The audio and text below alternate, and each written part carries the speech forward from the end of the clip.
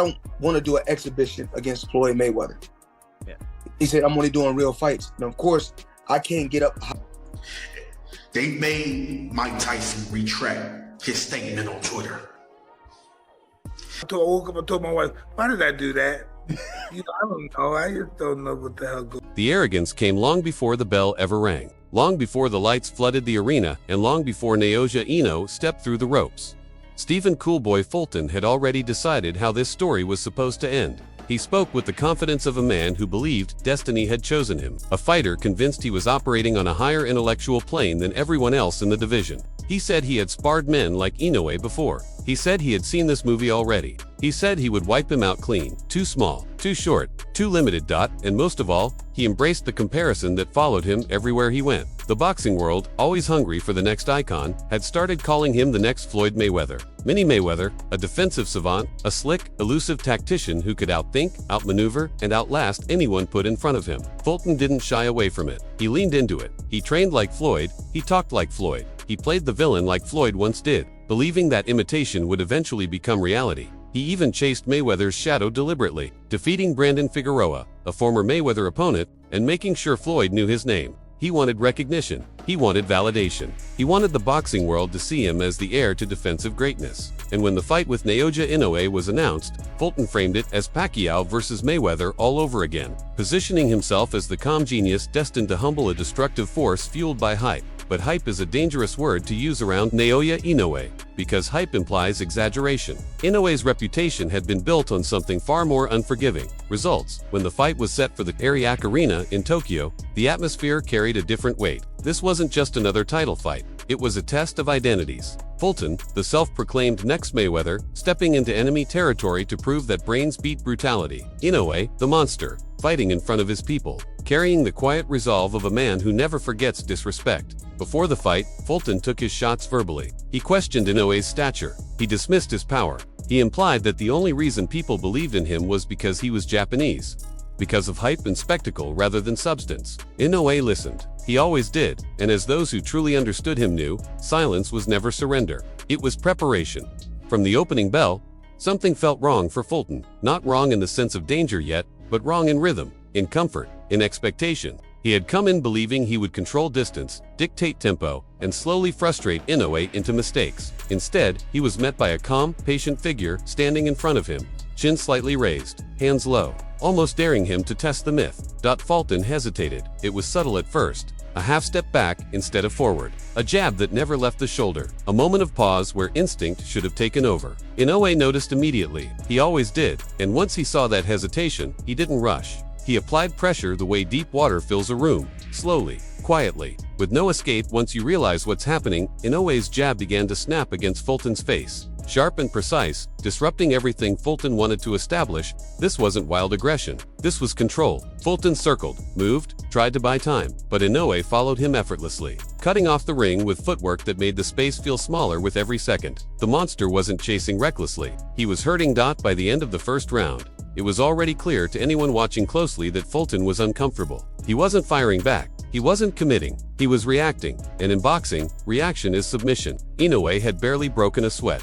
Yet Fulton looked like a man trying to outrun an ending he could already sense. The second round made it undeniable. Inoue began to mock him subtly, dropping his guard, leaving his chin exposed, inviting Fulton to prove every word he had spoken in the build-up. This was bait, and Fulton refused to take it. The self-proclaimed Mayweather stayed cautious, backing up, circling away, hoping movement alone could save him. But movement without offense is just retreat, and Inoue punished it mercilessly.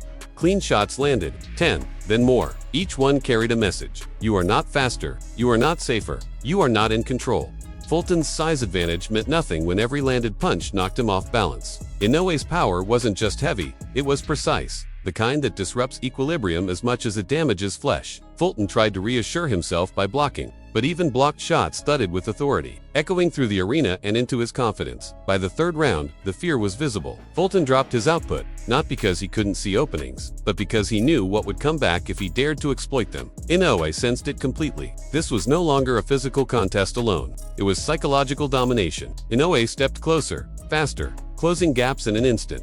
Suffocating any illusion of safety, Fulton began to abandon the plan that had earned him the Mayweather comparisons. The lateral movement disappeared. The defensive wizardry never materialized. He stood in front of Inoue far too often, frozen by indecision, and every moment of stillness was punished. The monster wasn't swinging wildly, he was dissecting. Round 4 was when the punishment escalated. Inoue's combinations came faster now, heavier, more confident. Jab snapped heads back. Right hands split guards. Blood appeared, and with it came the realization that this wasn't a chess match anymore. This was a hunt. Fulton tried to respond, landing a few decent shots of his own, but even in his best moments, he refused to take risks. The fear of return fire controlled him completely. A sharp jab late in the round triggered a vicious combination. Fast and brutal, the kind that leaves no room for thought. Fulton survived, but survival was all he had left. Whatever confidence he brought into the ring had been stripped away, punch by punch, by the 5th round. Fulton attempted desperation, he threw more, fought harder, tried to reclaim his narrative. It was his best round, and still, it wasn't enough. Inoue had already downloaded everything. He anticipated the counters, absorbed what little Fulton offered,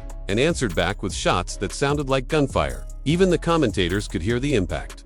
The clinches came next. Fulton held on, hugged, grabbed, anything to slow the pace. Inoue allowed it just long enough to remind him that there was nowhere to hide. The monster's jab grew faster, sharper, relentless. Fulton was gasping, eyes wide, lungs burning. Trapped in a fight he could no longer control. By the 6th and 7th rounds, the numbers told the story. Inoue had thrown hundreds more punches. He was dictating every second. Fulton had moments, brief flashes where he landed, but each one was met with immediate retaliation. The monster never stopped hunting. He never gave Fulton time to recover. Never allowed momentum to build. And then came the 8th. Inoue entered the round with intent written across his posture. This wasn't pressure anymore. This was execution. A quick jab opened the door. A vicious right hand slammed through it. Fulton's guard dropped as a body shot drained what little resistance remained. And then the right hand came again, clean and devastating. Fulton hit the canvas, the first knockdown of his career. The moment every word he had spoken came crashing down around him. He beat the count, but it didn't matter. The monster was fully unleashed now. Inoue swarmed him, combinations flying, power shots landing with ruthless precision. Fulton reached for the ropes, for the referee, for anything that might save him. It was over in everything but formality. When the referee stepped in, it wasn't mercy, it was necessity. Naoya Inoue stood victorious, draped in gold, having not just won a fight, but erased a narrative. The next Floyd Mayweather had been humbled, exposed, and broken down. The monster hadn't rushed it. He hadn't chased hype. He had simply done what he always does to those who doubt him. In the end, the lesson was brutally simple. Skill matters. Intelligence matters. But respect matters too. And in boxing, disrespect has a way of coming back with interest. If you enjoyed this deep, story-driven breakdown of how Naoya Inoue dismantled one of boxing's most overconfident challengers, let us know your thoughts in the comments. Was this the most complete performance of Inoue's career so far? And where does he rank pound for pound after this statement win? Make sure to like the video, subscribe to the channel, and stay tuned for more high-quality boxing stories just like this one.